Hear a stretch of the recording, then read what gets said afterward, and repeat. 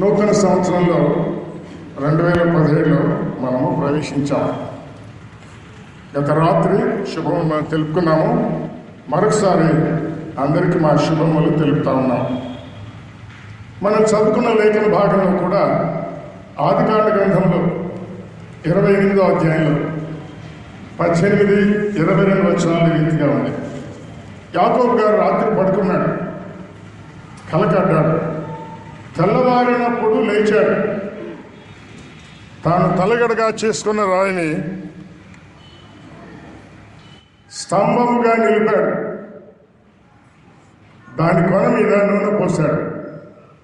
ఆ స్థలానికి బేతేల్ అని పేరు పెట్టాడు. ప్రయాణంలో ఉన్నాడు. బెర్షెబా నుండి హారానికి ప్రయాణంలో ఉన్నాడు.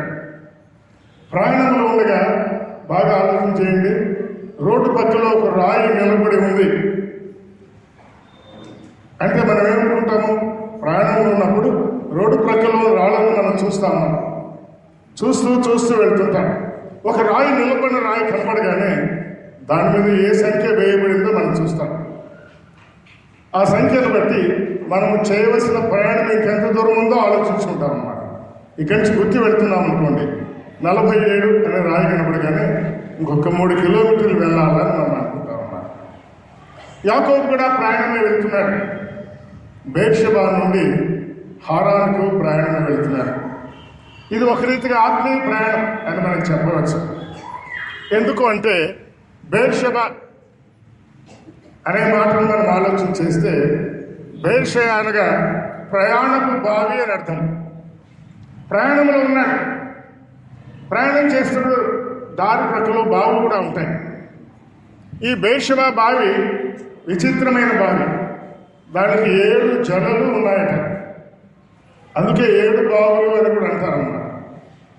అందులో పెద్ద బావులు 2, చిన్న బావులకు 5, అంటే 2 పెద్ద జలలు, 5 చిన్న జలలు కూడా ఉన్నాయన్నమాట.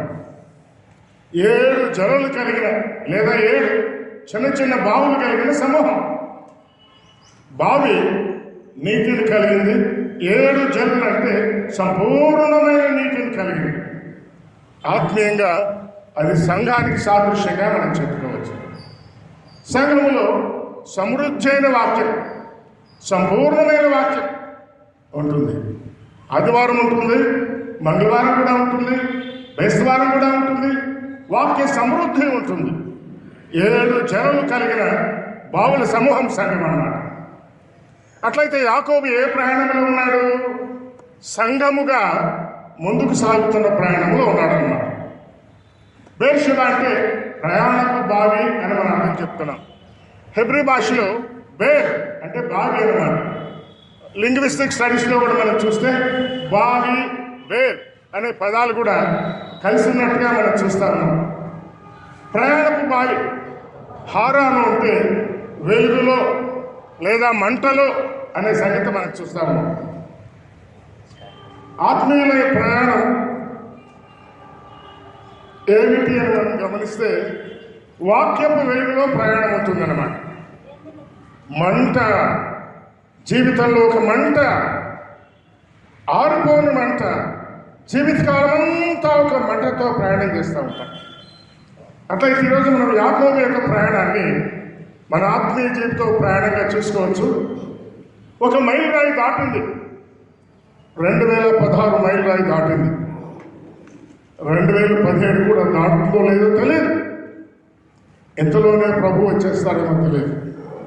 ఆయన వచ్చారా మన ప్రయాణం ఆగిపోతుంది.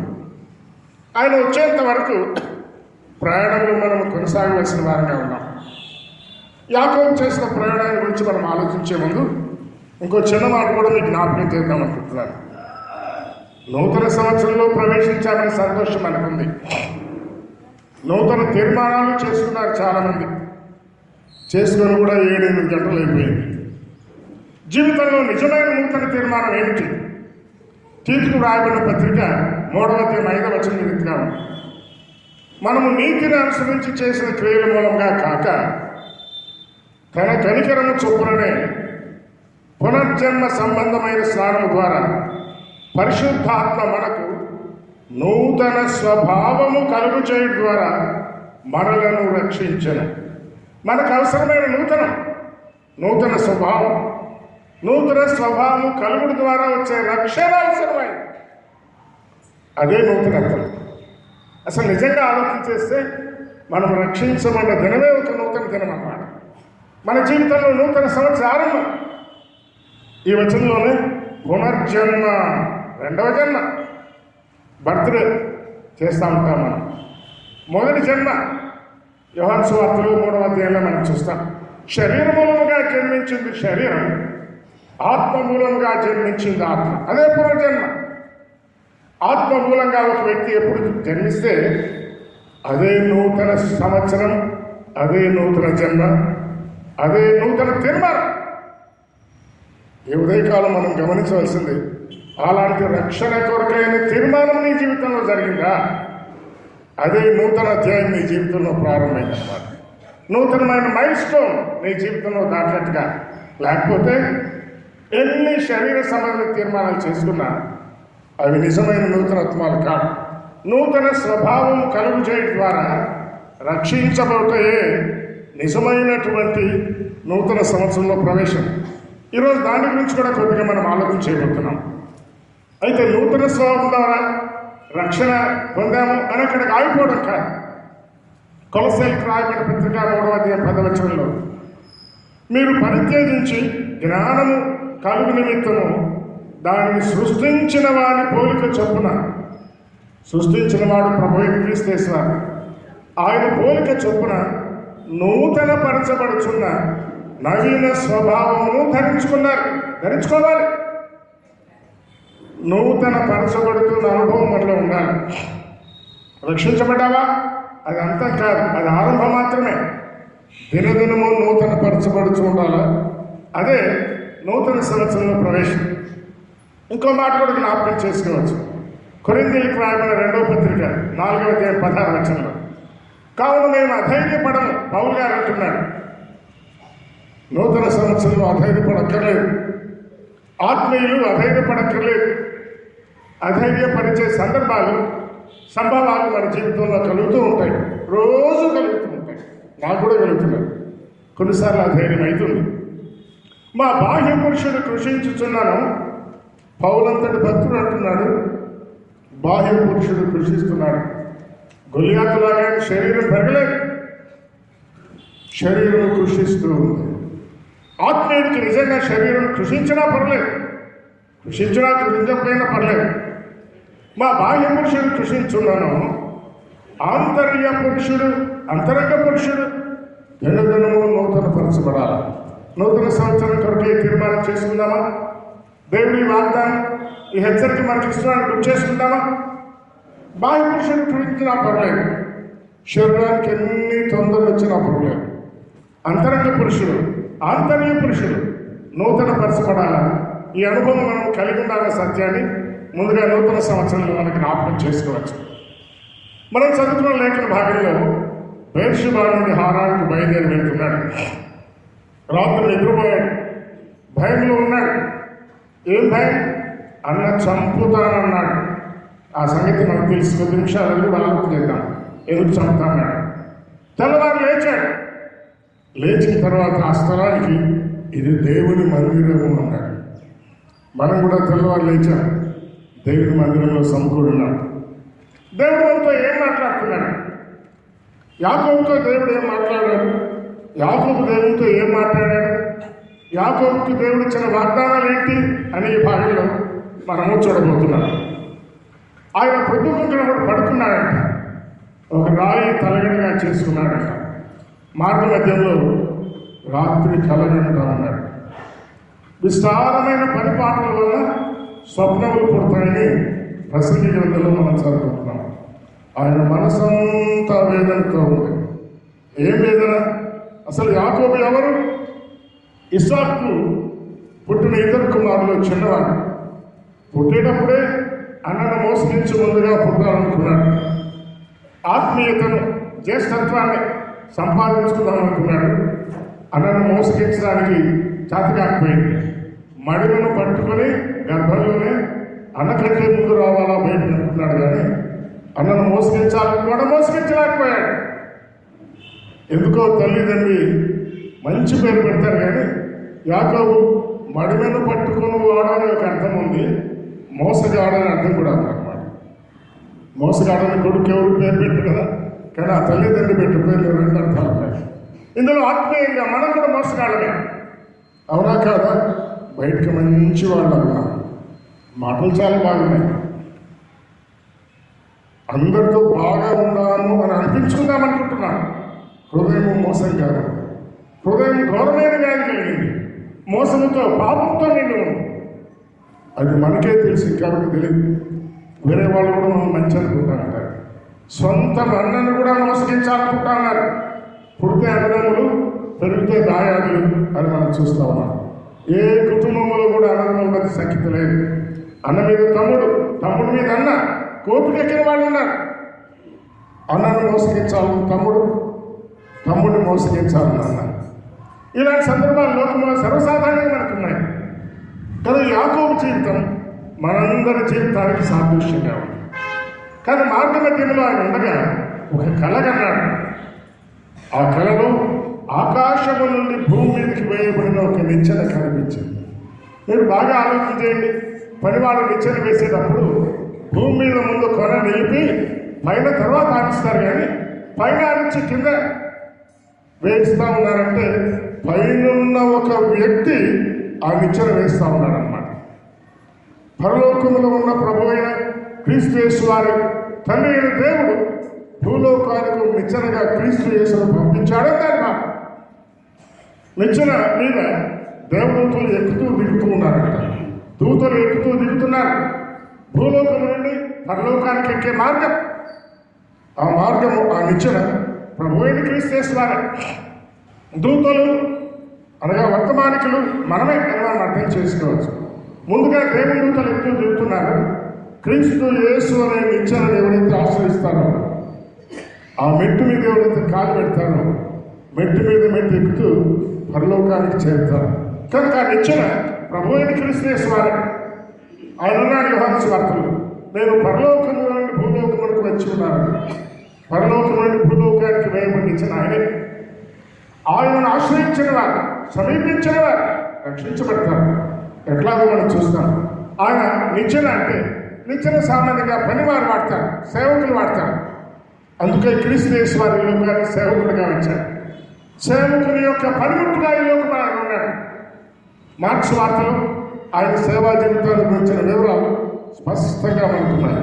ఆయన పరిచర్య చేయడానికి, పరిచారం చేయడానికి వచ్చాడు. ఆయన ఉన్నాడు. పరిచారం చేయించుకోవడం నేను రాలేదు. సృష్టికర్త ఈ లోకానికి వస్తే అందరూ ఆయనకు పరిచర్య చేయాలి, కానీ ఎవరి చేత ఆయన పరిచర్య చేయించుకున్నవాడు కాదు. మనం ఎక్కడికైనా వెళ్తే అందరూ మనకు వినపడాలని, అందరూ మనకు పరిచయం చేయాలని, అందరూ మన కళ్ళ ముందు ఉండాలని, మనం చెప్పిన పని అందరూ చేయాలని, మనకు అన్ని చేసి పెట్టాలని కోరుకుంటాం. సృష్టికర్త ఈ లోకానికి వస్తే ఆయన చేయించుకున్న వాళ్ళే, ఆయనకు పనిచేసిన వాళ్ళే, ఆయనకు సహాయం చేసిన వాళ్ళే, ఆయనకేమి చేసిన వాడు ఇచ్చిన వాళ్ళే. ఆయన అన్నాడు, పరిచారం చేయించుకోవడానికి నేను రాలేదు. మరి ఎందుకు వచ్చాడు? పరిచర్య చేయడానికి, అందరికీ ప్రతిగా తన ప్రాణం ఇవ్వడానికి, క్రయధనముగా పాపక్షమాపణ కొరకై ప్రాణం ఇవ్వడానికి, తన రక్తము చెల్లించడానికి, యేసు రక్తంలో మన పాపాలు కడగడానికి ఆయన ఈ లోకానికి వచ్చాడు. కనుక పరిచారకుడిగా వచ్చాడు కాబట్టి ఈ నిచ్చెన ఒక పరిచారకుల యొక్క సాధనంగా ఉంది. కనుక నిచ్చెన ప్రభువుని క్రీస్తు యేసు వారు. పరలోకానికి వెళ్ళే మార్గం నేనే మార్గం అన్నాడే, ఆ నిచ్చెనే మార్గం. ఈ ఉదయకాలం మార్గమైన క్రీస్తు యేసును ఆశ్రయించిన తర్వాత మనం చూస్తాం, యెహోవా నాకు దేవుడెవరు అన్నాడు. మీ జీవితంలో ఎప్పుడు అలా తీర్మానం చేశారు? ఒక రాత్రి కొద్దిమంది తీర్మానం చేసే ఉంటారు, అంత ముందు కొద్దిమంది తీర్మానం చేశారు. పుట్టుకతో యెహోవా దేవుడు కాదు. పుట్టుకతోనే మనం క్రైస్తవులు అనుకోవడం తప్పు. క్రైస్తవ భక్తి మర్యాదల మీద కుటుంబంలో పుట్టి ఉండవచ్చు, కానీ అయినంత మాత్రాన క్రీస్తు యేసును రక్షకుడుగా స్వీకరించిన అనుభవం అంతటితో ప్రారంభం కాదు. పెరిగి పెద్దవుతుండగా క్రీస్తు యేసు ఎవరో పరలోకానికి నిత్యమే అర్థం చేసుకోవడం, ఆయన మార్గం అర్థం చేసుకోవడం, వివేకం కలిగిన తర్వాత, మనసులో సంగతులు అర్థమైన తర్వాత, క్రీస్తు యేసు మన పాపాల కొరకు ఈ లోకానికి వచ్చాడని గుర్తించిన తర్వాత, యాకోబులాగా నేను మోసగాడిని అని గుర్తించి మోసాలన్నీ క్షమించమని ఆయన అడుగుల ద్వారా కల్వరిలో ఆయన కార్చిన అమూల్యమైన రక్తం, ఆ పరిశుద్ధ రక్తం, పావన రక్తంలో పాపాలు కడగమని అడుగుల ద్వారా ఆయన కుమారులు అవుతాం, పాపక్షమాపణ పొందుతాం, ఆత్మరక్షణ పొందుతాం. అదే నిజమైన నూతన సంవత్సరం. అంతేగాని క్రైస్తవ కుటుంబంలో పుట్టినంత మాత్రాన, కానుకలు ఇచ్చేంత మాత్రాన, చర్చిలో పేరు పెట్టినంత మాత్రాన, ఇంకేమైనా కర్మకాండ చేసేంత మాత్రాన ఆత్మరక్షణ కలగని గుర్తుంచుకోవాలి. కనుక యాకోబు యెహోవా నాకు దేవుడగును అంటా ఉన్నాడు. బైబిల్ గ్రంథం చెబుతుంది, యెహోవాను దేవుడు కాగలదను ధన్యులు. ప్రభు అయిన క్రీస్తు యేసును దేవుడిగా స్వీకరించిన వారు ధన్యులు. అంతకుముందు ఎవరు నీకు దేవుడు? నీ మోసమే నీకు దేవుడు. ఏమేమి మోసాలు చేశావో ఆ మోసాన్ని ఆచరించావు, మోసాలు వెంబడించావు. యాకోబులాగా అవన్నీ తప్పని గుర్తించి కలవరలో నీ కొరకే రక్తం కార్చిన ప్రభు అయిన క్రీస్తు యేసును ఆశ్రయించి పాపక్షమాపణ పొందడమే నిజమైనటువంటి ఆత్మీయ రక్షణ అని మనం చూస్తా ఉన్నాం. యాకోబు ఈ రీతిగా ప్రయాణమే వెళుతూ అక్కడ తీర్మానం చేసుకున్నాడు. ఏమిటి ఆయన ప్రయాణం అంటే, ఆయన పుట్టినప్పుడు, అన్న తర్వాత పుట్టిన రెండవాడుగా పుట్టిన, పెరిగి పెద్దయితే ఉన్నప్పుడు ఎట్లయినా మోసం చేసి అన్న దగ్గర చేస్తాం తీసుకోవాలనే కోరిక లేనివాడు. అన్న మంచి వేటగాడి ఒకసారి వేటాడడానికి పెడితే ఏం దొరకలేదు, ఆకలితో ఇంటికి వచ్చాడు. యాకోబు చిక్కుడుకాయల కూర వండుతా ఉన్నాడు. ఎర్రగా ఉంది, రంగేశాడేమో. చూస్తూనే ఏషావుకు ప్రాణం లేదు వచ్చింది. ఆ చిక్కుడుకాయల కూర నాకు ఇస్తావంటే, నీ జ్యేష్ఠత్వం నాకు ఇస్తావా అన్నాడు. జ్యేష్ఠత్వం వేయడం ఏంటి? ఏషావు అనాలోచనగా ఇచ్చేస్తా, నాకెందుకు, నేను చస్తున్నాను అన్నాడు. తెలివిని పోయి చస్తామా? ఎలాంటి దుఃఖకరమైన జవాబు ఇచ్చాడు చూడండి. వెంటనే జ్యేష్ఠత్వం ఇస్తానన్నాడు. మోసంగా యాకోబు పుచ్చుకున్నాడు. ఏషావు తర్వాత అర్థమైంది. తర్వాత పెరిగి పెద్ద అవుతున్నాడు. తండ్రి గారిని దీవిస్తాను అన్నాడు. నాకు తెలిసిన మాట 25వ అధ్యాయంలో చిక్కుడుకాయల కూర ద్వారా మోసగించాడు. 26, 27 ఆదికాండ గ్రంథంలో తండ్రి దగ్గరికి వెళ్ళి నేనే ఏషావుని చెప్పని మోసంగా దీవెన పొందాడు యాకోబు. అప్పుడు ఏషావు అన్నాడు, ఈ 2 మార్లు నన్ను మోసం చేశాడు, అతని పేరుకు తగినట్టుగా జీవించాడు. మనం కూడా అంతే. మన వాస్తవమైన పేరు మోసగాళ్ళని తల్లిదండ్రులు ఏమించి పేరు పెట్టినది కాదు, జీవితం కూడా మోసగాళ్ళని ఉంటాం. అన్న కోపం వచ్చింది, చంపేస్తాను వాడిని అన్నాడు. తల్లి భయపడి తన చిన్న కుమారుడు చంపేస్తాడేమని నాయన మేనమామింటికి వెళ్ళు అని పంపించింది. ప్రాణ భయముతో పరిగెత్తిపోతా ఉన్నాడు. ప్రాణపోతుందేమో, అన్న చంపేస్తాడేమో, చస్తాడేమో అనుకుంటాడు. మనసంతా కలతగా ఉంది. అదే ఆలోచన ఉంది. రాత్రి పడుకున్నాడు. ఒక కళ, దేవుడు నువ్వు చావు నాయన, భూలోకం నుంచి పరలోకానికి భయపడిన నిత్యం ఉంది. ఆ నిత్యం ద్వారా పరలోకానికి నువ్వు రావచ్చు. ఆ నిత్యం నేనే. నిత్యం పైన ఎవరున్నారు? యెహోవా దేవుడు కనిపించాడు కల్లో. మరి నిత్యం ఎవరున్నారు? దూతలు ఎక్కుతా ఉన్నారు. భూలోకంలో నుండి మానవుడు పరలోకానికి వెళ్ళాలని పైన యెహోవా దేవుడు సాక్ష్యం ఇస్తా ఉన్నాడు. పై నుండి మాట్లాడుతూ ఉన్నాడు. పరలోకానికి వెళ్ళిన మార్గం నేనే అన్న మాటలు వినిపిస్తున్నాయి. నేనే మార్గం అన్న మాటలు వినిపిస్తాను. వెంటనే అనుకున్నాడు, లేచాడు. తెల్లవారినప్పుడు లేచాడు. లేచి ఇది దేవుని మందిరమే అన్నాడు. అంటే రక్షించబడిన తర్వాత ఒక వ్యక్తి దేవుని మందిరంలో ప్రవేశిస్తాడు. గుర్తుంచుకోండి, రక్షించబడి వాక్యానుసారమైన బాప్సం పొందినప్పుడు సంఘ సహవాసంలో ఉంటాడు. సహవాసం అంటే బాప్సం మందిరం ఆగిపోయింది కాదు. మంగళవారం, బేస్తవారం వాక్యభూ కోరికలు ఉన్నాయి. సహవాసానికి రావాలి. అంతమాత్రమే కాదు, సహవాసంగా కాటేజ్ మీటింగ్స్ ఉన్నాయి, వాటిలో పాల్గొనాలి. శుక్రవారం ప్రార్థన మీటింగ్ ఉంటుంది, అందులో పాల్గొనాలి. సంఘంలో సహవాసంలో ముందుకు సాగడం అనేది రక్షించబడి బాప్సం పొందిన వాళ్ళు కొనసాగుతూ ఉంటారు. ఆయన అన్నాడు, ఈ స్థలము భయంకరం, ఈ దేవుని మందిరమే అన్నాడు. అంటూ పరలోకపు గవిని ఇదే అన్నాడు. అమ్మాయ, దేవుని మందిరాలు సంఘాలంటే పరలోకానికి మార్గం చూపించేవి అని గుర్తుంచుకోవాలి. సంఘం ద్వారా వేరే ఏమి మనం పొందాలి కాదు. పరలోకానికి వెళ్ళే మార్గం సంఘములోనే అర్థమవుతుంది. మీ స్వకీయులు ఎవరైనా పరలోకానికి వెళ్ళాలని మీకు ఆశ లేకుంటే మందిరానికి వారు తీసుకురండి. ఆదివారం తీసుకురండి, మంగళవారం తీసుకురండి, బేస్తవారం తీసుకురండి. పరలోకానికి వెళ్ళే వర్తమానం వారికి నిర్మించబడుతుంది. పరలోకానికి వెళ్ళే భాగ్యం వాళ్ళు పొందుతారు. పరలోకపు గవిని ఇదే. సంఘంలోనే మనం కూడా అర్థం చేసుకోవాలి. సంఘంలో ఇంటికి మించి ఇంకేమీ ఉండకూడదు. పరలోకానికి వెళ్ళే మార్గం, దాని ఆలోచనలు, దాని తలంపులు, దాని ప్రకటనలు, దాని గురించిన వర్తమానాలు, దాని గురించిన ఆలోచనలు మాత్రమే ఉండాలి. ఇంకేముండదు. ఇది దేవుని మందిరమే కానీ వేరొకటి కాదు. పరలోకపు గవిని ఇదే. ఇక ఆ తర్వాత అన్నాడు, నేను స్తంభముగా నిలిపిన ఈ రాయి దేవుని మందిరం అవును. అవునా? అవునా? ముందుగా రాయి తన తల కింద పండుకొని ఉంది. ఆ తర్వాత రాయి లేచి నిలిచింది. ఆ రాయి మీద నూనె పోయబడింది. అది దేవుని మందిరం అయింది. ఇందులో ఆత్మీయంగా పాఠం ఉందా? బైబిల్ స్టడీగా కాదు కానీ ఆ రాయి కూడా వేసుకోవే. పండుకొని ఉన్న రాయి అంటే ఆయన భూలోకంలో మృతి పొంది మరణించి సమాధి చేయబడిన రాయి, లేపబడిన రాయి, పునరుద్ధారుడైన రాయి, నూనె పోయబడిన రాయి, పునరుద్ధారుడై ఆరోహణమైన తర్వాత పరిశుద్ధాత్మని భూలోకానికి పంపించిన రాయి. మందిరములను సంఘముగా ఏర్పడింది పెంతుకొస్తే కనుక రాయి కూడా ప్రభువు క్రీస్తు రాయి అనగా శరీరధారిగా ఈ లోకానికి వచ్చినవాడు. రాయి అంటే మంటి శరీరాన్ని ధరించినవాడు. మంచిది. ఆ చిన్నతనంతో మనం ముందుకెళ్ళదు. కనుక దేవుని మందిరములు క్రీస్తు యేసు వారు మాత్రమే ఉండాలి, ఇంకేమీ ఉండకూడదు. ఆయన అన్నాడు, ఇది దేవుని మందిరం అను అని 28వ అధ్యాయంలో అన్నాడు. కానీ తర్వాత మనం చూస్తే 35వ అధ్యాయం దాకా మందిరంగా చేయలేదు. దేవుని కొరకే ఒక మందిరం కడతారని ఆరో తీర్మానం చేసుకున్నాడు.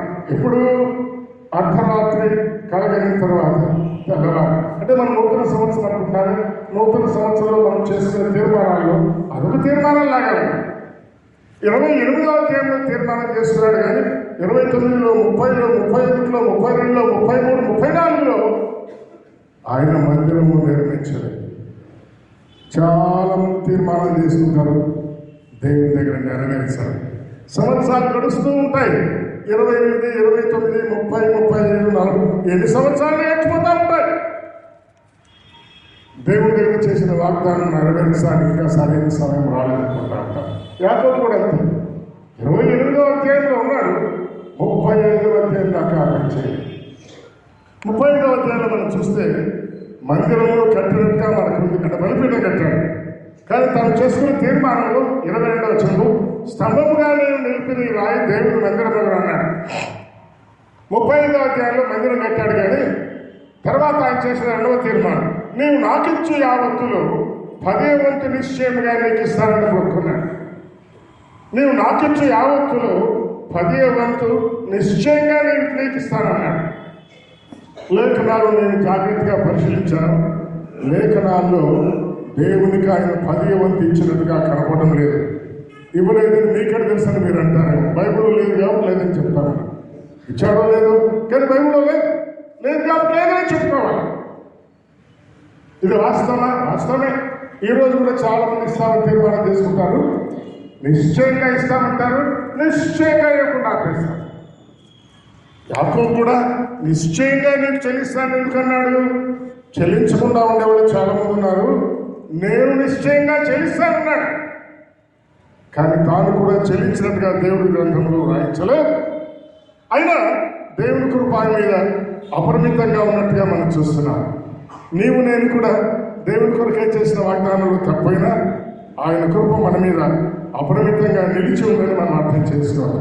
అలాగే ఆయన దేవుని కొరకే 22వ వచనంలో తీర్మానం చేశాడు. కానీ ఆయన తీర్మానం చేయక ముందే దేవుడు ఆయనకి ఇచ్చిన వాగ్దానం ఏంటో చూడండి. 13వ వచనంలో దేవుడు ఇచ్చిన వాగ్దానం. ఇంతవరకు దేవునితో మాట్లాడలేదు యాకోబు. దేవునితో ఒక మాట అయినా చెప్పలేదు, ప్రార్థన కూడా చేయలేదు. చేయకముందే దేవుడిచ్చిన వాగ్దానం, నీవు పండుకొని ఉన్న ఈ భూమి నీకును నీ సంతానమునకును ఇచ్చేదను. ఇప్పుడు యాకోబు ఎట్లా ఉన్నాడు అనుకుంటున్నాము? ప్రాణభయంతో పరిగెత్తిపోతున్నాడు. ప్రాణాలు పోతాయేమో అనుకుంటా ఉంటే, నీ ప్రాణాలు పోవు, మామగారింటికి పోతే నీకు పెళ్ళవుతుంది, నీకు సంతానం కూడా కలుగుతుంది, సంతానం పెరిగి పెద్ద అవుతారు, ఈ భూమంతా నీ సంతానానికి ఇస్తానని చెప్తామన్నాడు. ఎంత విచిత్రం వచ్చింది. తెలుగు మన వాళ్ళు అంటూ ఉంటారు, ఆడలేదు సూరు లేదని, ఇంకా పెళ్ళే కాలేదు, నీ సంతానం ఈ భూమంతా నీ సంతానానికి ఇస్తానని వాగ్దానం. ఈ దేవుడు ఎంత గొప్పవాడు వచ్చాడు. నీకు నాకు పెళ్లి కాకముందు కూడా మన విషయమై ఇలాంటి గొప్ప ప్రణాళిక కలిగిన వాడే దేవుడు. నువ్వు చిన్నవాడిగా ఉన్నప్పుడే, తల్లి గర్భంలో ఉన్నప్పుడే, జన్మించక ముందే మన పట్ల ఆయనకి ప్రణాళిక ఉంది. ఈ భూమిని నీ సంతానానికి ఇస్తాను. రెండవదిగా అందులోనే 14 వచనం, నీ సంతానము భూమి మీద లెక్కకు ఇసుక రేణువులాగా ఉంటారు. ఇంకా పెళ్లి కాలేదు, నీ సంతానము ఎంత ఉంటారు? సముద్రపు ఇసుక రేణువులాగా ఉంటారు. 2వ ఆశీర్వాదం. 14వ వచనం 3వ ఆశీర్వాదం, నీవు పడమటి తట్టు, తూర్పు తట్టు, ఉత్తరపు తట్టు వ్యాపిస్తావు. అంటే నీ సంతానం వ్యాపిస్తారు. ఇంకా పెళ్లి కాలేదు, సంతానాన్ని గురించిన 3వ వాగ్దానం. 4వది, భూమి యొక్క వంశములన్నీ నీ మూలముగాను నీ సంతాన మూలముగాను ఆశీర్వదించబడి, నీ సంతానం ద్వారానే భూమికి ఆశీర్వాదం. మళ్ళా చెప్తే ఇంకా పెళ్లి కాలేదు, ప్రాణభయంతో పరిగెత్తిపోతున్నాడు, పెళ్ళి అయి సంతానం కలిగి ఆ సంతానం ఎట్లా ఆశీర్వించబడతారు, 4 ప్రాముఖ్యమైన ఆశీర్వాదాలు సంతానం గురించి చెప్తున్నాడు. ఒక్క నిమిషం ఆలోచించండి. మనకు కూడా తరచుగా వచ్చే ఆలోచనలు మన సంతానం గురించి. నేను తిన్నా తినకపోయినా నా సంతానానికి తిని ఉండాలా, నాకున్నా లేకపోయినా నా పిల్లలు అనుభవించాలా, నా పిల్లలు బాగా చదువుకోవాలా, పిల్లలు పైకి రావాలా, పిల్లలు ఆస్తికర్తలు కావాలా, ఉద్యోగస్తులు కావాలా, సుఖంగా ఉండాలా. సంతానం సంతానం సంతానం గురించి ఆలోచన పెడుతున్నా.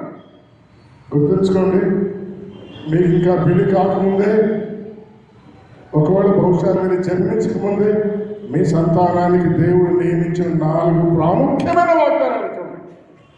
నీ సంతానం భూమిని స్వతంత్రించుకుంటారు. నాకేమైనా వాగ్దానం దేవుడు ఇస్తాడా? ఇదే మొట్టమొదటి వాగ్దానం 13వ వచనంలో. నీ సంతానం భూమి మీద ఇసుకరేణులాగా అవుతారు. అదే 2వ వాగ్దానం. నువ్వు పడమటి తట్టు, నీ సంతానం తూర్పు తట్టు, ఉత్తరం తట్టు, దక్షిణ తట్టు వ్యాపిస్తారు. భూమి యొక్క నలుదిక్కులకు వ్యాపిస్తారు. ఇదే నీ దేవుడు నీకు ఇచ్చే, నీ సంతానానికి ఇచ్చే 3వ వాగ్దానం. భూమి యొక్క వంశములన్నీ నీ మూలంగా నీ సంతానం మూలంగా ఆశీర్వదించబడతారు. ఇది 4వ వాగ్దానం సంతానం గురించి. నీ సంతానం ద్వారా లోకానికి ఆశీర్వాదం. అంటే నువ్వు రక్షించబడతావు, నీ కుమారులు రక్షించబడతారు. వారు సువార్త ప్రకటించి, అందరికీ ప్రకటించి, ఆత్మను సంపాదించి భూలోకానికి ఆశీర్వాదం తెచ్చిపెడతారు. ఈ 4 వాగ్దానాలు సంతానం దేవుడు ఇస్తున్నాడు. ఇవి చాలా. అయితే తర్వాత 5వ వాగ్దానం చూడండి, 15వ వచనంలో, నేను నీకు తోడై ఉంటాను. 2017లో తోడై ఉంటాను. 2016లో తోడుగా ఉన్నాడు కాబట్టి ఈరోజు ఇక్కడ ఉన్నాం. నేను నీకు తోడై ఉంటాను యాకోబు, ఈ ప్రయాణంలో నీకు తోడుగా ఉంటాను. ఈ ప్రయాణం హారన్ ప్రయాణం, వెలుగులో ప్రయాణం, శ్రేష్ఠ ప్రయాణం, మంట, ఆత్మీయ మంట కలిగి ప్రయాణం చేస్తా ఉన్నావే, నీ ప్రయాణంలో నీకు తోడుగా ఉంటాడు. దేవుడు తోడుగా ఉంటాడు, తోడుగా ఉంటాడు. తోడు అనగానే చీకట్లో వెళ్తున్నాము, పక్కలో ఒకరు ఉంటే ఎంతో ధైర్యం. నాకు చాలాసార్లు బాగా గుర్తుంది, ఎప్పుడు చెప్తా ఉంటాను, మళ్ళీ చెప్తా ఉంటాను. నేను చిన్నవాడిగా ఉన్నప్పుడు మా ఇంట్లో ఎలక్ట్రిసిటీ లేదు. నేను 9వ తరగతి చదివేటప్పుడు ఎలక్ట్రిసిటీ వచ్చిందనమాట మా ఊరికి. సాయంకాలం అయితే చిన్న బుడ్డి ఇంట్లో వెలిగించి పెట్టేవాడు. రైలు పెట్టేలాగా 4 గదులు వరుసగా ఉండేవి. సాయంకాలం అయితే ఇంట్లో అందరం బయట ఉంటారు. ఇంట్లోకి వెళ్ళాలంటే భయం అన్నమాట. ఇంట్లోకి పోమంటే నాకు భయం అవుతుందమ్మా అనేవాడు చిన్నవాడు. మా అమ్మ నేనున్నాను పోంటుంది, ఏమో బయట కూర్చొని ఉంటుంది కానీ నేను ఉన్నానంటుంది అంతే అనమాట. ఆమె చెప్పిన మాటతోనే లోపల పోయేవాడు. తల్లి మాట ఎంత ధైర్యం ఇస్తే, దేవుడు నీకు తోడుగా ఉంటాను జీవితకాలం అంతా అంటే ఎంత ధైర్యాన్ని కలిగి మనం ముందుకు ముందుకు సాగాల్సి. యాకోబు, నీ సంతానానికి 4 వాగ్దానాలు, నీకొక వాగ్దానం, నేను నీకు తోడుగా ఉంటాను. రెండవది, నేను వెళ్ళి ప్రతి స్థలంలో ఉండి కాపాడుతాను. ఇప్పుడు బెర్షెబాను హారానికి వెళ్తున్నాగా కాపాడుతాను. హారాన్ నుంచి మళ్ళా బెర్షెబాకు నడిపిస్తాను. ప్రయాణమంతట్లో కాపాడుతాను. ఈ సంవత్సరమే కాదు, జీవిత ప్రయాణం అంతట్లో కాపాడుతానని రెండవ వాగ్దానం దేవుడు నీకు ఇస్తా ఉన్నాడు. మూడవది, ఈ దేశములకు నిన్ను మరలా రప్పించేదను. ఈ దేశాన్ని తీసుకొస్తాను. యాకోబుకు దేశం అనలేదు ఆయన. తర్వాత ఆయన నా తండ్రి ఇంటికి మళ్ళీ రప్పిస్తావా అన్నాడు. తండ్రి ఇంటికి కాదయ్యా, దేశము నీకు నీ సంతానానికి ఇచ్చి ఈ దేశానికి నడిపిస్తాను. ఈ దేశం నీ పేరుతో, ఇశ్రాయేల్ పేరుతో, ఇశ్రాయేల్ దేశం పిలువబడుతుంది. ఎంత గొప్ప ఆశీర్వాదం. నాలుగవది, నేను నీతో చెప్పినది నెరవేర్చే వరకు నిన్ను విడువను. నువ్వు నన్ను చాలాసార్లు విడిచిపెట్టావు. అన్నను మోసగించేటప్పుడు నేను సత్యవంతుడైతే నా సత్యాన్ని విడిచి నువ్వు వెళ్ళిపోయావు, కానీ నేను నిన్ను విడవను. తండ్రిని మోసగించేటప్పుడు మోసం నాలో లేదు, నన్ను విడిచి మోసగించావు, కానీ నేను నిన్ను విడవను. అక్కడైనా మేనమామను కూడా మోసగించాను, నువ్వు మోసగించావు, కానీ నేను నిన్ను విడవను. నేను నిన్ను విడవను. నేను నీతో చెప్పింది నెరవేర్చే వరకు నేను విడవను. చాలాసార్లు మనం ప్రభువుని విడిచిపెట్టాం. రోజుకి ఎన్నోసార్లు విడిచిపెడతాం. మళ్ళీ అపాయం రాగానే ప్రభా అంటా ఉంటాం. కానీ ఆయన మాత్రం ఎన్నడూ విడవకుండా మనతో ఉంటారని వాగ్దానం చేశారు. మీరు గమనిస్తే మన సంతానాన్ని గురించిన 4 వాగ్దానాలు, మనల్ని గురించిన 4 వాగ్దానాలు 13, 14, 15 వచనాలు ఉన్నాయి. ఆ తరువాత యాకోబు లేచాడు. ఇంతవరకు యాకోబు మాట్లాడలేదు. యాకోబు లేచిన తర్వాత 20వ వచనంలో ఆయన అంటా ఉన్నాడు, నేను తిరిగి నా ఇంటికి వస్తానా, క్షేమంగా వస్తానా, వచ్చినట్లయితే అంటున్నాడు. దేవుని వాగ్దానాల మీద నమ్మకం లేదు. తోడుగా ఉంటానన్నాడు. ఈ దేశానికి రప్పిస్తానని చెప్తే తిరిగి వచ్చినట్లయితే అన్నారు. మీరు నేను కూడా దేవుడు ఎన్ని వాగ్దానాలు చెప్పినా చేసినా చేస్తాడో లేదో అని అన్నమాట. మళ్ళా 20వ వచనంలో నేను వెళుతున్న ఈ మార్గంలో కాపాడతాడో లేదో, అన్నయ్య ఎక్కడొస్తాడో. సరే, హారానికి వెళ్తాడు, పెళ్లి చేసుకుంటాడు. తాను మోసగాడు కాబట్టి వాళ్ళ మామ కూడా మోసం చేసినాడు. రూపసి అయినటువంటి రాహేలు ఏమంటే కళ్ళు జబ్బు కలిగిన లేయాని ఇచ్చినాడు. మీరేమనుకోదండి, గుడ్డి దానిచ్చి పెళ్లి చేశాడు. గుడ్డి దొరికి సరే, రూపసి వరకే మళ్ళీ 7 కోట్లు చేస్తున్నాడు. ఆమెను సంపాదించుకున్నాడు. తర్వాత మీరు చూస్తే 35వ అధ్యాయం చివరిలో నాకంటే ఎక్కువ ప్రేమిస్తావా రాహేలును, ఆయన రాహేలును తీసేసుకున్నాడు. ముందుగా 32, 33 అధ్యాయంలో తొడగూటి మీద దేవుడు ఆయన్ని కొడితే యాకోబు కొట్టుకుంటూ నడుస్తున్నాడు. ఇంతకుముందు యాకోబు 2 భార్యలు ఉండేవాడు, లేయా రాహేలు. ఒకే ప్రక్క లేయా ఇంకొక రాహేలు ఉండేదేమో. ఇప్పుడు రాహేలు పోయింది, లేయా మాత్రమే గుడ్డిది. ఈయనేమో గుడ్డోడు. రోడ్లో పోతా ఉంటే అందరూ ఉంటారు, ఆ గుడ్డిది గుడ్డోడు పోతా ఉన్నారు అనుకుంటున్నారు. గుడ్డోడు అనుకుంటా ఉన్నారు. అయినా దేవుడు వారిని దీవించినాడు. దేవుడి భాగంలో మాట్లాడుతూ నేను నీ తండ్రి అయిన యాకోబు దేవుడును, ఇసాకు దేవుడును అన్నాడు. కానీ నిర్గమాకాండానికి రండి, అబ్రహాము దేవుడు, ఇసాకు దేవుడు, యాకోబు దేవుడిని పిలవడానికి ఆయన ఇష్టపడ్డాడు. ఆయన వాడి దేవుడిని పిలువబడడానికి సిగ్గుపడలేదు. ఒక మోసగాడి దేవుడిని పిలువబడడానికి సిగ్గుపడలేదు. కారణం ఏంటి అంటే యాకోబు విషయాలుగా మార్చబడ్డాడు. 35వ అధ్యాయం తర్వాత మీరు చూడండి, ఆదికాండాలు కానీ మన అక్కడ కానీ యాకోబు జీవితంలో మళ్ళీ మోసం లేదు. తాను ఎప్పుడైతే దేవుడితో మాట్లాడి తన జీవితాన్ని సరిచేసుకున్నాడో ఆ తర్వాత మోసం లేదు. అందుకే దేవుడు పేరు కూడా మార్చేశాడు. నువ్వు యాకోబు గారు మోసగాడు కాదు, ఇశ్రాయేలు అనే పేరు మార్చేశాడు. మనం అనుకున్న ముందు నూతన స్వభావాన్ని మీకు ఇస్తాను, నూతన మనసు మీకు ఇస్తాను, నూతనమైన శక్తి మీకు ఇస్తాను. అదే నూతనత్వం, అదే నూతన సంవత్సరంలో మనం కలిగి ఉండవలసింది. యాకోబు జీవితంలో నూతనత్వం కలిగింది, నూతన స్వభావం కలిగిన వాడే, నూతనమైన మనసు కలిగిన వాడే తన జీవితాన్ని కొనసాగించాడు. యాకోబును దేవుడు దీవించాడు. కానీ గుర్తుంచుకోండి, తాను చేసిన తప్పుకు ఫలితాన్ని అనుభవించాడు. తాను అన్నను తండ్రిని మోసగిస్తే మామ పెళ్లిలోనే ఈయన మోసగించాడు. ఆస్తిపాస్తుల విషయంలో మోసగించాలనుకున్నాడు, కానీ అయితే మోసం రాకుండా దేవుడు యాకోబును ఆశీర్వదించాడు. మామ హాని చేద్దామనుకున్నాడు, నీకు హాని చేయుట నా చేతనను, కానీ రాత్రి నీ దేవుడు నాతో మాట్లాడాడు, జాగ్రత్త నా బిడ్డను ముట్టేవు సుమి అన్నాడు.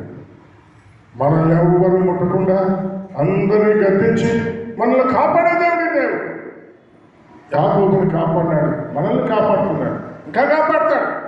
ఎవరైనా మనకు హాని చేయాలనుకుంటే జాగ్రత్త, భద్రం సుమే అంటాడు. మంచి అయినా కీడైనా ఏం మాట్లాడదు, మౌనంగా ఉండు. లాబాను ఏమనుకున్నావు యాకోబు అంటాడు. లాబాను భయపడ్డాడు, హాని చేయలేదు. అన్న వస్తా ఉన్నాడు 33వ అధ్యాయంలో.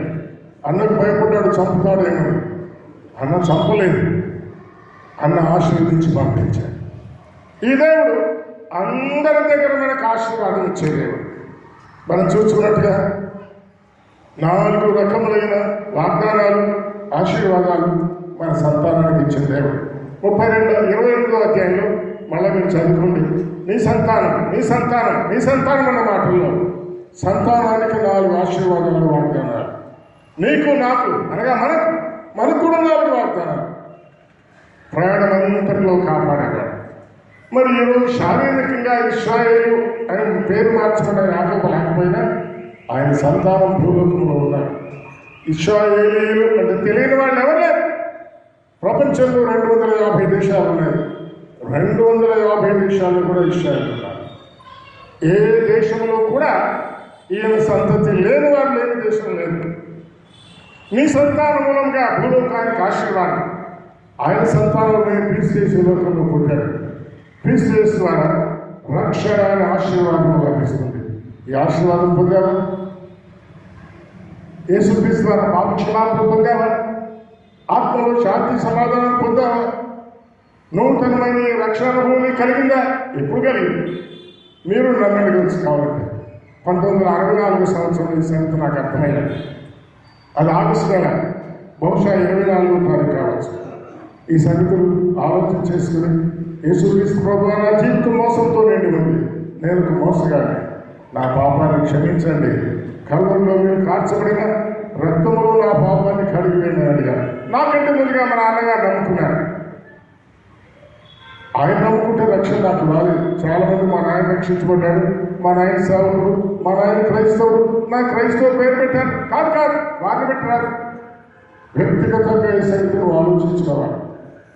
వ్యక్తిగతంగా నీ పాపాన్ని క్షమించమని నేను అడగాలి. అది ఒక స్పెసిఫిక్ అనుభవం లాగా ఉండాలి.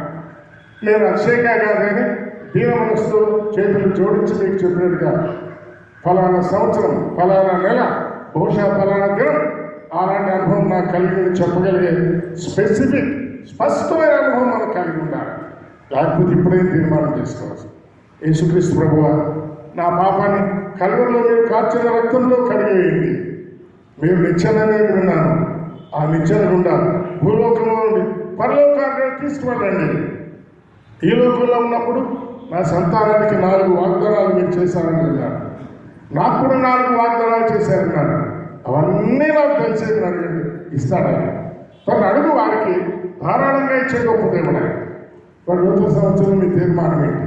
రక్షణ కొరకైన స్పెసిఫిక్ తీర్మానం జీవితంలో చేసే అనుభవం లేకుండా ఉంటే ఇప్పుడైనా తీర్మానం చేసుకోవచ్చు, రక్షించబడవచ్చు, పాపక్షమాపణ పొందవచ్చు, ఆత్మలో శాంతి సమాధానాలు పొందవచ్చు. రక్షించబడిన మీరు, నేను, మనం ఈ విషయాలు ఆలోచన చేసుకుని దేవుని కొరకై జీవించాలని మనం చూస్తా ఉన్నాం. 2 తీర్మానాలు చేశారు దేవుని కొరకు. నేను స్తంభంగా నిలిపిన ఈ రాయి దేవుని మందిరములను అన్నాడు. మనందరి పట్ల దేవుడు ఆశలే దేవుని మందిరాలు కట్టాలని. మందిరాలు కట్టమంటే రాళ్లతో కట్టడం కాదు, సువార్త ప్రకటించాలి, ఆత్మలను సంపాదించాలా, క్రీస్తును ప్రకటించాలి, రక్షణ మార్గాన్ని ప్రకటించాలి. నీకు వచ్చిన భాషలోనే, తెలిసిన విషయంలోనే క్రీస్తు యేసు వైపు అనేకులు నడిపించాలి. ఆ రక్షించబడిన వారే సజీవమైన రాళ్ళు. సజీవమైన రాళ్ళతో కట్టబడేది ఆత్మ సంబంధమైన మందిరం. పేతురు మొదటి పత్రిక 2వ అధ్యాయం 5వ వచనం, మీరు సజీవమైన రాళ్ల వలె ఉండి ఆత్మ సంబంధమైన మందిరంగా కట్టబడుతున్నారు. యాకోబు మందిరం కట్టాడు బేతేల్లో, మనం కూడా ఆత్మీయ మందిరాన్ని కట్టాలి. రెండవది, యాకోబు నీవు నాకు సమస్తంలో 10వ భాగం నిశ్చయంగా నీకు ఇస్తామన్నాడు.